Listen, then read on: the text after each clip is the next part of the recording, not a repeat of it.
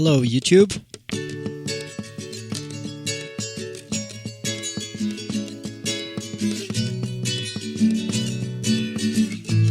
How are you?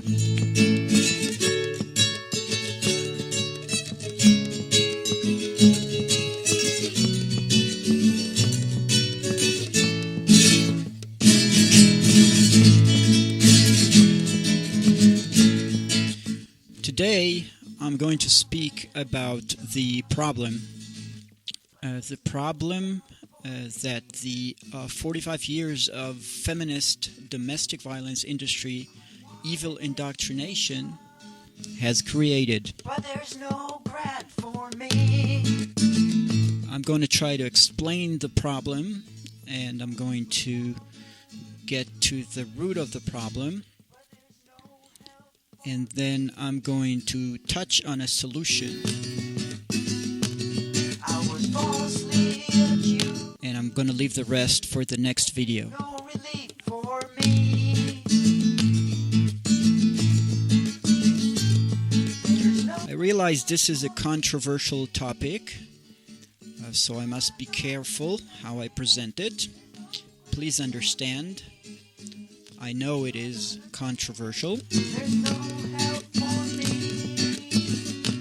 'Cause I'm a man. 'Cause I'm a man. But let's talk about it. 45 years of feminist domestic violence industry, evil indoctrination. Of domestic violence industry and feminism lies.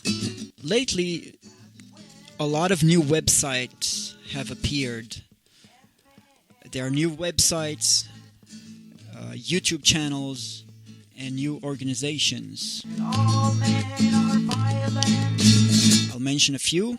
A Voice for Men, SAVE, which stands for Stop Abusive and Violent Environment. There's a YouTube channel called GirlWritesWhat, and my website, lifeformen.org. Please check it out. By women against men of sexual harassment. A few of my favorite verses, and I'm quoting from avoiceformen.com. Men and boys are getting a raw deal from society. Men are 94% of industrial death and accidents, 76% of homicide victims, 80% of suicide victims, the overwhelming majority of rape victims. Male rape has been called the most closely guarded secret of American prisons. There are estimated to be over 300,000 male rapes per year in American prisons and jails. Of the top 15 leading causes of death, men lead in 12 categories, are tied in 2 and trail in 1. Even though more women die of heart disease each year, men die of heart disease many years earlier. Yet, while there are numerous federal offices on women's and girls' health, not a single one exists for men and boys. Our society. There is a blatant anti-male discrimination in the criminal justice system, and the sentencing disparity between men and women exceeds that between whites and any other minority. A man convicted of a capital crime is 10 times more likely to be executed than a woman for the same offense. There is more, but I believe you are getting the picture. There's no job for me. Let's talk some more about the 45 years of feminist domestic violence industry evil indoctrination. There's no help for me. 'Cause I'm a man. Well, there is a generally accepted, commonly held belief that women are victims and men are aggressors. I phrase it this way. 45 years of feminist domestic violence industry evil indoctrination that is now indoctrinated into politics, the government, courts, police, and general public that women are good, all men are violent and rapists. Women are helpless victims, men are perpetrators. Women need help and protection, men must be restrained, prosecuted, and jailed. One of the devastating consequences of all this is an epidemic of false accusations by women against men of sexual harassment, domestic violence, and rape. It is easy to see that men are being harmed, especially by false accusations. As a result, families are being harmed. For example, divorces. Our society, the civilized society, is being harmed